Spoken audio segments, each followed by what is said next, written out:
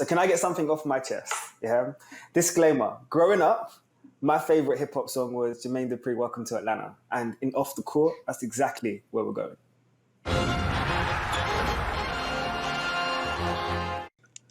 So for my younger audiences, go and research Jermaine Dupri first of all. That's a quick disclaimer. And if you haven't seen, ATL is grabbing all of the attention this week with Magic City grabbing the headlines as well as other things. But trust me, in Atlanta, there's a lot more than just the clubs and some of the biggest hip-hop artists in the world that drives the Atlanta excitement.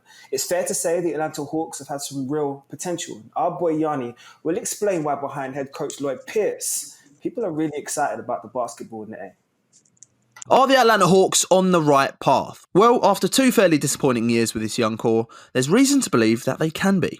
Now, looking forward, it's not outrageous to say that Trey Young is the driving force behind this team's rebuild. His rise to stardom has been impressive, from averaging 19 points per game in his rookie year to 30 in his second year. As you may know, Trey Young was an all-star starter this year, theoretically putting him in and around the 10 best players in the NBA. And with that, rightly so, come expectations of winning, which of course just hasn't been the case for this young Atlanta team who, over the last 2 seasons, have only managed 49 wins out of a possible 149 games. It's not a lot. Now, it's easy to lump a lot of the blame onto Trey Young, but let's take a look at the pieces around him to get a true understanding of whether or not the Hawks have what it takes to get back into the playoffs. No player outside of Trey Young makes more impact on this team than John Collins. He's a guaranteed 20 and 10 athletic big whose shooting splits are quite impressive to say the least, most notably shooting 80% from free throw and 40% from 3. So they have their 2 young stars to build around. Outside of that, young guys finding their feet like Cam Reddish, Kevin Huerter, DeAndre Hunter, who have all flashed potential. Huerter especially, who they often trust as a ball handler and is much more than just a spot-up shooter. The last player I'm going to mention is the man they acquired in a trade during the season, Clint Capela. Originally, the fit seemed off. Why did the Hawks need Capela? Well, considering the defensive limitations of Trey and John Collins, they now have an elite rim protector. That and his clear ability to operate in the pick and roll should mesh quite nicely in this Hawks system that finishes 22.6 of its possessions in the pick and roll. In short, the Hawks hope their improved defense will make up for the fact there'll be less spacing on the floor. What I see here with the Atlanta Hawks is a team with a young core of players hoping to have figured it out by next year. If they haven't, they'll need to make a decision on whether to pay John Collins the big money or invest that money elsewhere. Either way, they've got their face of the franchise in Trey Young, and their biggest challenge is building a roster that maximises his strengths. Of course, Atlanta aren't in the Formula 8 NBA bubble down in Orlando, due to not securing enough wins before the break. But Ovie, I come to you now, seeing the potential that they have between those 2 centerpieces. I know we spoke a lot off camera, but do you feel like they can turn their franchise's fortunes around? I honestly feel like it's a good start. It is a solid start. You've definitely got some talented players. I think, we had this discussion about Collins where we were going back and forth. Now, I feel like Collins is definitely growing into, an extremely important and strong piece. However, they're in need of a lot more help than Collins, in my own opinion. I don't think they're going to be able to sort of go to the next level with the unit they have as is. Now, whether that means they bring another potent scorer on the wing in to sort of take some of the load off of Trey Young, someone else who can create. Because right now, what I think we see is a unit that pretty much lives and dies with Trey Young, who has to create for everyone on the team. And that's a heavy load to sort of carry. I wouldn't say they're quite there yet.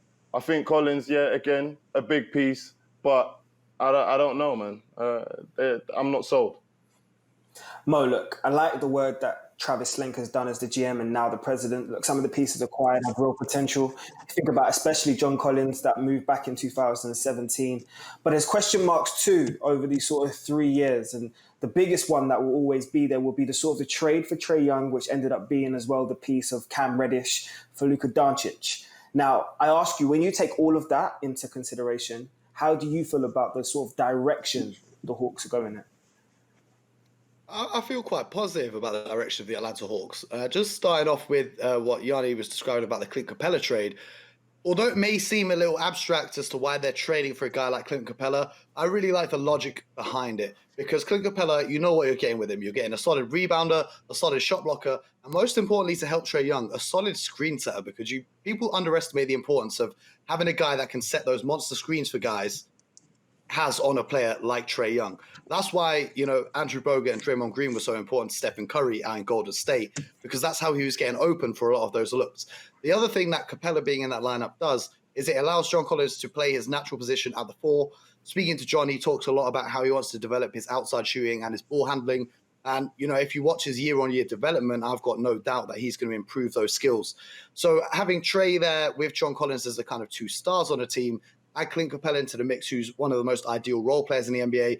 And then Cam Reddish that you just mentioned, I feel like he's going to take a little longer to find his footing in the league. He played, of course, at Duke with Zion and RJ as kind of the third guy. And I feel like he was one of the biggest prospects in high school. And had he gone to a college team where he was his own player, his development might have been a bit quicker since then. But he's a very promising young prospect as well. So the biggest thing that they need to add to their team, in my opinion, I know Ovie was saying a wing scorer, but I feel like a wing defender, because the biggest weakness is Trey's just getting picked apart on defense.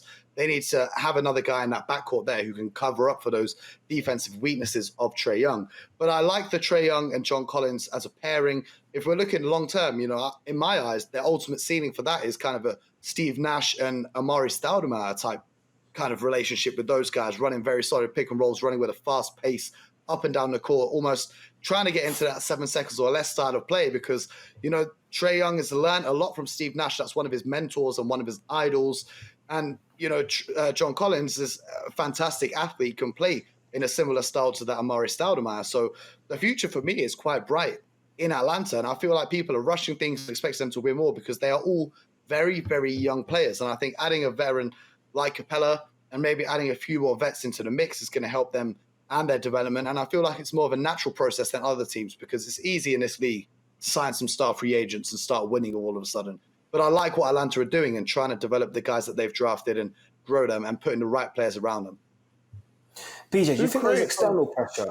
I just want to know, BJ, do you think there's external pressure? Because we're not that far removed away from that team that won 60 games in a season and made the Eastern Conference Finals, or the team that went to 10 straight playoff appearances. Like, where is the pressure coming from? And how do they get back to becoming that team as well?